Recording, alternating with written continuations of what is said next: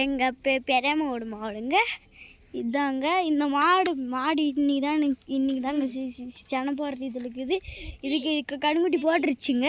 இது இருக்கிறது இந்த ஒரே ஒரு செடி, ரோசாப்பூ செடி.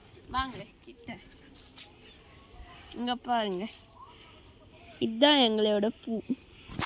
அப்படியே செடி ரொம்ப இருக்குங்க. இது எங்கள் முல்லைப்பூ. இங்கே பாருங்க வாடாமல்லி. அதுவும் இது தக்காளி செடி நேற்று தான் நட்டேன். வாங்குங்க, இதுதான் செடி. அது செண்டுமல்லிப்பூ செடி பாருங்க. இது மாங்காய் செடி, இன்னும் ஒரு தாட்டி கூட விட்டது. இந்த ரோசா பூவை பாருங்களா, எவ்வளோ பெருசாக இருக்குது. இந்த செடி ரொம்பவுமே அதே செடி தான். எங்களுக்கு இருக்கிறது ஒரே ஒரு செடி. இதுதான் நாங்கள் 2 பேர் சேர்ந்து வச்ச சுவாமி. எப்படி இருக்குது பாருங்க. ஆனால் இப்போ நாங்கள் சாமி கும்பிடக்கூடாதுன்றதுனால நாங்கள் இப்போ சுவாமி கும்பிட்றது இல்லை. பூவெல்லாம் வாடி போயிடுச்சு, அதெல்லாம் எடுத்துடலாம். இது எங்களோட இனிப்பு மாங்காய் செடி, சக்கரை மாங்காய் செடி. இது பாருங்க, ஒரு மாங்காய் கூட இல்லை. இதோட சீசன் அப்படியே இவ்வளோ பெருசாக விடும், ரொம்ப பெருசாக. அவ்வளோதாங்க. இதுதான் பாருங்க, இதுதான் முத்து செடி. இதிலிருந்து தான் நம்மளுக்கு இது வருகிறது, எண்ணெய் வருகிறது.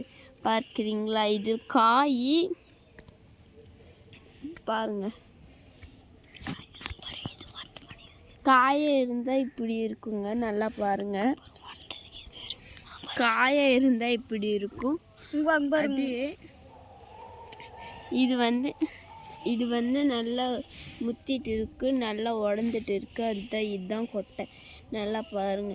இதிலிருந்து தான் நம்மளுக்கு எண்ணெய்கள், சாப்பிட தேவையான எண்ணெய்கள் வருகிறது பாருங்க.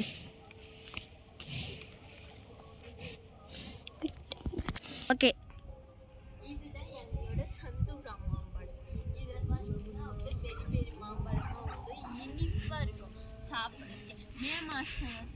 மே மாதம்னாவே இந்த மாங்காய் சீசன்.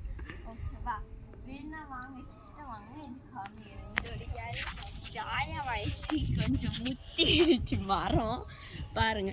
இந்த இலைங்க பாருங்க, நல்லா இதாகிட்டு இருக்கு. அதனால் அந்த மரமும் சேர்த்து போகிற மாதிரி ஆயிடுச்சு.